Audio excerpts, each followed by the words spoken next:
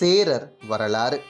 நீல திரைகடல் ஓரத்திலே நின்று நித்தம் தவம் செய் குமரி எல்லை வட மாளவன் குன்றம் இவற்றிடையே புகழ் மண்டி கிடக்கும் தமிழ்நாடு என்று போற்றுகிறார் பாரதியார்.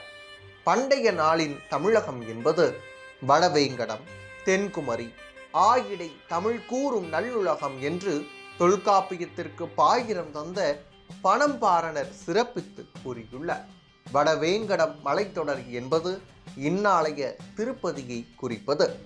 வடவேங்கட மலைத்தொடர் வடக்கே வடபெண்ணையாற்றின் கரைவரையில் தொடர்ந்து தமிழகத்திற்கு வடக்கு திசையின் எல்லையாக நிற்கிறது. தென்குமரி என்பது தென்கோடியிலுள்ள குமரி மலையை தென்னலையாக கொண்டு அமைந்திருக்கிறது. கிழக்கிலும் மேற்கிலும் கடலாக இருப்பதனால் அவற்றை தனியாக குறிப்பிடவில்லை. பண்டைய நாளில் இத்தமிழகம் சேர, சோழ, பாண்டியர் என்ற மூவேந்தருக்கும் உரியதாய் முறையே சேரநாடு, சோழ நாடு, பாண்டிய நாடு என 3 பெரும் பிரிவுற்று விளங்கி இருப்பதை அறிய முடிகிறது. பண்டைய தமிழாசிரியர்கள் பொதுமை சுட்டிய மூவர் உலகம் என்றும் வான்புகழ் மூவர் என்றும் தன் பொழில் வரைப்பு என்றும் கூறியுள்ளனர். வடக்கே வேங்கடம் முதல் தெற்கே புதுக்கோட்டைக்கு அண்மையில் இருக்கும் வெள்ளாறு வரையில் சோழ நாடு என்றும், வெள்ளாற்றுக்கும் தென்குமரிக்கும் இடைப்பட்ட பகுதி பாண்டிய நாடு என்றும், மேலை கடலுக்கும் மேலை மலைத்தொடருக்கும் இடையிலுள்ள நிலப்பகுதியை சேர நாடு என்றும் வழங்கியுள்ளனர்.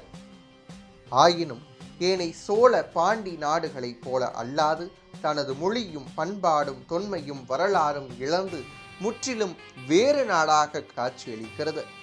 பாண்டியர்கள் பற்றியும் சோழர்கள் பற்றியும் வரலாற்று நூல்கள் உண்டானது போல சேர நாட்டுக்கு வரலாறு ஒன்றும் தோன்றவில்லை. சேர நாடு பிற்காலத்தே கேரள நாடென வழங்கலாயிற்று.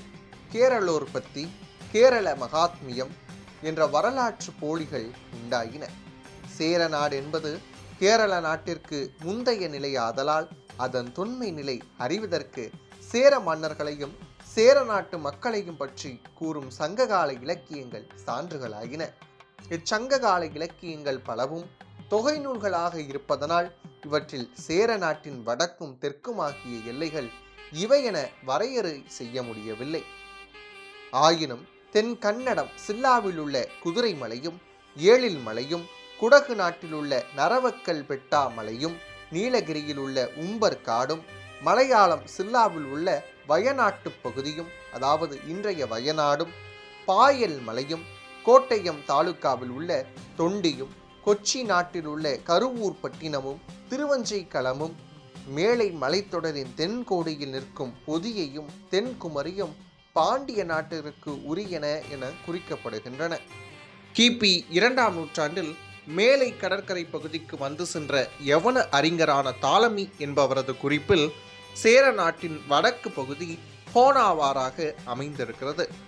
அறிஞர்கள் பலரும் தொண்டி, முசிறி முதலிய பகுதிகள் சேரர்களுடைய பகுதிகளாக இருந்தன என்பதை சங்க இலக்கியத்தை அடிப்படையாக கொண்டு கூறி வருகின்றனர். பண்டைய நாளைய கேரளம் என்பது கோகரணத்துக்கு வடக்கேயும் பரந்திருந்ததை அறிய முடிகிறது. கிபி 7ஆம் நூற்றாண்டில் வாழ்ந்த திருஞான சம்பந்தர் திருக்கோகரணத்தை பாடிய திருப்பதிகத்தால் இதனை உணர முடிகிறது. வடகன்னட நாட்டு ஹோனாவார் பகுதியில் ஹோனாவாருக்கு தெற்கே 25 தொலைவில் இருக்கும் பாட்கல் என்னும் ஊரில் 2 தமிழ் கல்வெட்டுகள் கிடைத்துள்ளன. இக்குறிப்புகளால் சேர நாட்டின் பகுதியை வரையறை செய்ய முடிகிறது.